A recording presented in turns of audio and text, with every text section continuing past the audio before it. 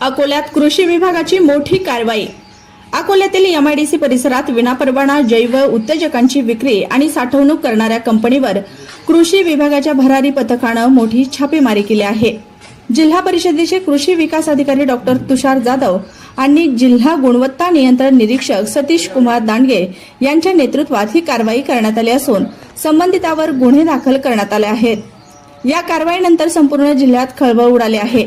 छापेमारी दरम्यान तब्बल 27 प्रकारचे जैव उत्तेजक जप्त करण्यात आले असून सुमारे 92 लाख रुपयांचा मुद्देमाल कृषी विभागानं ताब्यात घेतला आहे। विनापरवाना उत्पादन साठवणूक आणि विक्री केल्याप्रकरणी पुढील तपास सुरू आहे। जिल्हाधिकारी वर्षा मीना, जिल्हा परिषदेच्या मुख्य कार्यकारी अधिकारी अनिता मेश्राम, विभागीय कृषी सहसंचालक गणेश घोरपडे, मुख्य गुणवत्ता नियंत्रण अधिकारी प्रवीण देशमुख आणि जिल्हा अधीक्षक कृषी अधिकारी डॉक्टर मुरली इंगळे यांच्या मार्गदर्शनाखाली ही कारवाई पार पडली। कृषी क्षेत्रात बनावट आणि नियमबाह्य उत्पादनाविरोधात प्रशासन आता अधिक आक्रमक झाल्याचे या कारवाईतून दिसून येत आहे। Shrikant Pachkawade, Akola, OTT news Marathi. अशा ताज्या आणि विश्वासार्ह बातम्यांसाठी OTT न्यूज मराठीला आत्ताच फॉलो करा।